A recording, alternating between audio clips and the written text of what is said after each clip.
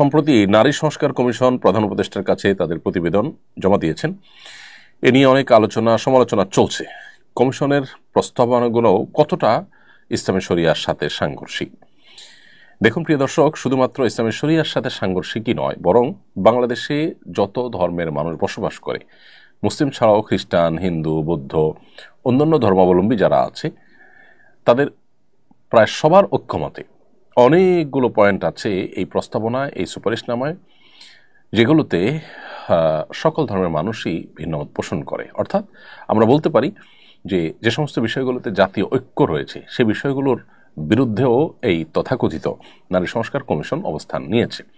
অতএব এটা শুধুমাত্র ইসলামের দৃষ্টিকোণ থেকে আপত্তিকর নয়, বরং সকল ধর্মের, আমরা অন্য ভাষায় বলতে পারি বাংলাদেশের প্রায় সব মানুষের চিন্তা, দর্শন এবং চেতনা, মানুষের মূল্যবোধ, মানুষের বিশ্বাস এবং মানুষের কৃষ্টি কালচারের বিরুদ্ধে অনেকগুলো পয়েন্ট রয়েছে।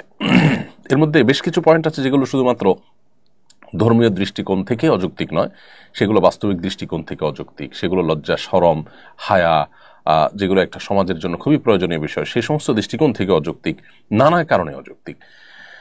এর মধ্যে একটা হলো যে এখানে বলা হয়েছে, আপনারা ইতিমধ্যে জেনেছেন, বিবাহ বিচ্ছেদ এবং ভরণ পোষণের ক্ষেত্রে ধর্মীয় আইন, অর্থাৎ পারিবারিক বিধিবিধানের ক্ষেত্রে, পারিবারিক আইনের ক্ষেত্রে ধর্মীয় আইন অনুসরণ করলে নারীরা নাকি বৈষম্যের শিকার হন। এটা হলো ধর্মীয় আইনকে আসামের কাঠগড়া দাঁড় করানো। দেখুন, ধর্ম কখনো, বিশেষ করে ইসলাম, কখনো মানুষকে বৈষম্যের দিকে যেতে দেয় না, বৈষম্য বরং দূর করবার জন্য দিন এসেছে। আপনি যেটাকে বৈষম্য মনে করছেন সেটাই আসলে ইনসাফ, আর আপনি যেটাকে ইনসাফ মনে করছেন সেটাই হলো সবচেয়ে বড় বৈষম্য। যেমন উত্তরাধিকারে নারীর সমান অধিকারের দাবি এখানে করা হয়েছে। উত্তরাধিকারে নারীর সমান অধিকারের দাবি যখন করেছেন, একই সাথে এই দাবিও করতেন যে কোনো স্বামীকে আজ থেকে আর স্ত্রী কোনো ভরণ পোষণ দিতে হবে না, সেই মর্মে আইন করা হোক। এই সুপারিশও করা দরকার ছিল, যেহেতু একটা করেছেন আরেকটা কেন করেননি। খরচের বেলায় স্বামীকে সমস্ত ব্যয়ভারের দায়িত্ব দিবেন, আবার উত্তরাধিকার সম্পদ যখন ভাগ নেওয়ার বেলা আসবে তখন বলবেন যে নারীকে অর্ধেক দিতে হবে, ছেলেরা অর্ধেক পাবে। যৌক্তিকতা যদি বলেন তাহলে তো 100% ছেলেরা পাওয়ার কথা। সেখানে শরীয়ত ছেলে যা পাচ্ছে মেয়েকে তার অর্ধেক দিচ্ছে, তার উপরে কোনো ব্যয়ভার দেওয়া ছাড়া। আল্লাহর বিধানের উপরে আমরা নিজেদের যুক্তি বুদ্ধি দিয়ে যদি নতুন কোনো বিধিবিধান সেখানে সৃষ্টি করার চেষ্টা করি, সেটা হবে পাশ্চাত্যপদতা। প্রকৃত অর্থেই আমরা কখনো আল্লাহর বিধান থেকে অগ্রসর হতে পারবো না, অর্থাৎ তার চাইতে আপডেটেড হওয়ার সুযোগ আমাদের থাকবে না। ঠিক একইভাবে বিবাহ, তালাক এবং উত্তরাধিকার আইনের অনেক বিষয় আছে যেগুলো বাহ্যিক দৃষ্টিকোণ থেকে দেখা যায় যে নারী বৈষম্যের শিকার হয়েছেন। আসলে নারী বৈষম্যের শিকার হন নাই। যখন আমরা ডিপে ঢুকবো বা একটু ডিটেল আলোচনা করবো, যেমন এই যে ভরণ পোষণের ক্ষেত্রেই, ভরণ পোষণ যখন স্বামীর উপরে বর্তায় প্রচলিত আইনেও, এটাকে তুলে দেওয়ার জন্য আমরা কেউ বলছি না, নারী সংস্কার বিষয়ক কমিশন তারাও বলছেন না, তাহলে সেটাকে ঠিক রেখে আপনি বলছেন যে সম্পদে অর্ধেক অর্ধেক লাগবে, এটা কীভাবে যৌক্তিক হতে পারে? একজনকে 10 টাকা দিয়ে বলবেন তুমি 5টা আইটেম বাজার করে নিয়ে আসো, আরেকজনকে 5 টাকা দিয়ে বলবেন তোমার কিছুই আনতে হবে না। তো এটার মধ্যে যদি আপনি মনে করেন 5 টাকা প্রতি জুলুম করা হয়েছে, তাহলে হাস্যকর বিষয় কি হতে পারে? তাদের যে সমস্ত দাবিগুলো ছিল, এর মধ্যে একটা হলো নারীদের জন্য সংসদের সংরক্ষিত আসন রাখতে হবে 300টি। এক একটা সংসদীয় আসনের জন্য কি পরিমাণ টাকা রাষ্ট্রের খরচ হয় সেটা আমরা সবাই জানি। এই গরিব রাষ্ট্রের উল্লেখযোগ্য অংশ পলিটিশিয়ান, সরকারি কর্মকর্তারা, তাদের পেছনে ব্যয় হয়ে যায়, যার সুফল আনুপাতিক হারে জনগণ সেভাবে ভোগ করে না। ইতিমধ্যে আমরা যে সমস্ত সংরক্ষিত আসনে সংসদ সদস্য হওয়া নারীদের বক্তব্য, তাদের ভূমিকা দেখেছি, আইন প্রণয়নে দেশকে এগিয়ে নেওয়ার ক্ষেত্রে তাদের কি ভূমিকা ছিল, উল্লেখ করার মতো কোন ভূমিকার কথা আমরা বলতে পারবো? আমরা এর বিপরীতটা জানি। তারা অনেকেই তাদের চিরকুট দেখে বক্তব্য সংসদে দাঁড়িয়ে দিতে দিতে মানুষের কাছে হাসির পাত্র হয়েছেন, বাচ্চাদের কাছে হাসির পাত্র পর্যন্ত হয়েছেন। এ হলো অবস্থা।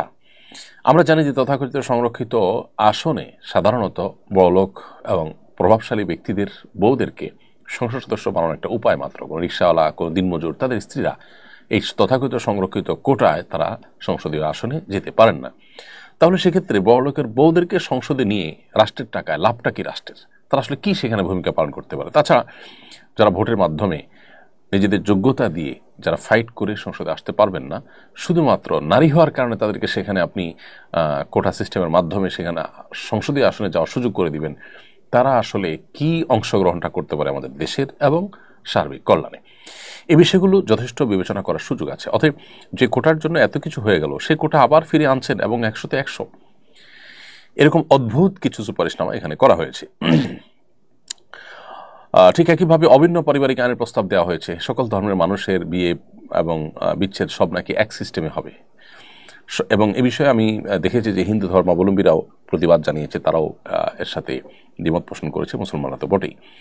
যৌনকর্মীদেরকে শ্রমিক হিসাবে স্বীকৃতি দেওয়ার কথা বলা হয়েছে। হিন্দু, মুসলিম, খ্রিস্টান, বৌদ্ধ 4 ধর্ম সম্পর্কে গবেষণা করে দেখা গেছে যে প্রত্যেকটা ধর্মেই যৌনতাকে পেশা হিসাবে বেছে নেওয়াটাকে জঘন্য অপরাধ হিসাবে বিবেচনা করা হয়েছে, ঘৃণার চোখে দেখা হয়েছে। বাংলাদেশের মানুষ ধর্মপ্রাণ, এই ধর্মপ্রাণ মানুষদের দেশের সকল ধর্মের মানুষের ধর্মীয় মূল্যবোধের বিরুদ্ধে আপনাকে দাঁড়াতে হবে। এটা কি কারণে, কিসের কল্যাণে? যত যৌনকর্মী আছেন তাদের সবার সাথে যদি আপনি আলাপ করেন, দেখবেন যে বেশিরভাগই তারা কোনো দালালের খপ্পরে পড়ে এই জগতে এসেছেন, তারা আসলে মুক্তি চান, তারা চান না এটাকে কন্টিনিউ করতে। এই যখন অবস্থা, তখন তাদেরকে উদ্ধার করে তাদেরকে পুনর্বাসন করা, তাদের উপযুক্ত কর্মসংস্থানের ব্যবস্থা করা, সেটার চিন্তা না করে বরং তাদেরকে তথাকথিত শ্রমিক হিসাবে আপনি স্বীকৃতি দেওয়ার কথা বলছেন। তাহলে কি আপনি নারীর মুক্তি চাইছেন, নাকি নারীকে এ ধরনের তার পছন্দের বিপরীতে কাজ করতে তিনি বাধ্য হয়েছেন, নিরুপায় হয়েছেন, এটার সুযোগে পর্ন ইন্ডাস্ট্রিগুলোর যে হাজার হাজার কোটি টাকার বিজনেস, সেটাকে আপনি টিকে রাখার জন্য এই প্রস্তাবনা করেছেন?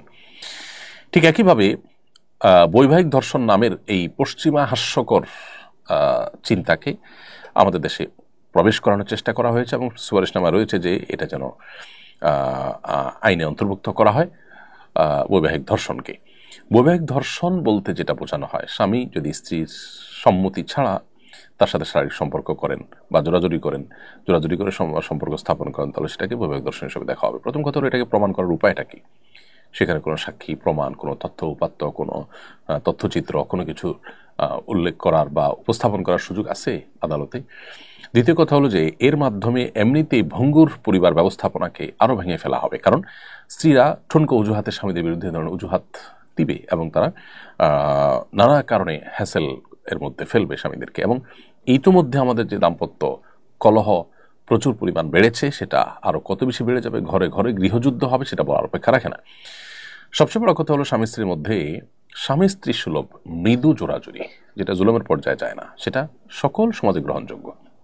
স্বামীর কাছ থেকে জোরাজুরি করে কিছু খেতে চাওয়া, বাইরে ঘুরতে যাওয়া, এগুলো স্ত্রীর একরকম অধিকার মনে করা হয়। স্বামীরাও এই জোরাজুরিগুলোকে ভালোভাবেই নেন, এগুলোকে কেউ জুলুম হিসাবে দেখেন না। এগুলোর কারণে কি সেটাকে বৈবাহিক ডাকাতি বলবেন? তাহলে এ ধরনের হাস্যকর এবং পশ্চিমাদের কাছ থেকে যা পেয়েছেন তথাকথিত এই নারী সংস্কার কমিশনের সদস্যরা, সেটাকে দেশে হুবহু কপি পেস্ট করে দেওয়ার অপচেষ্টা করেছেন।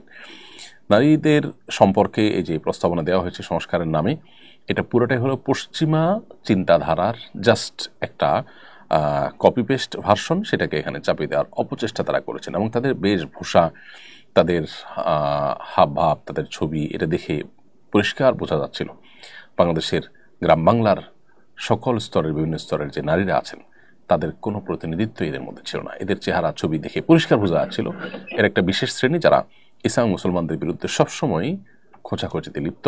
বরাবরই তারা পরিবার ব্যবস্থাপনাকে ভেঙে ধ্বংস করার জন্য তারা সচেষ্ট ছিল, এবং তারা সেই কার্যক্রমটা এখনো চলমান রেখেছে। তো আল্লাহ তাআলা আমাদেরকে হেদায়েত দান করুক। আমরা এই কমিশনের প্রস্তাবনাকে বাতিল করার প্রস্তাব করছি, এবং সেই সাথে এই প্রস্তাবনা বাতিল করে নতুন করে যেন কমিশন গঠন করা হয়, সেজন্য আমরা সুপারিশ করছি।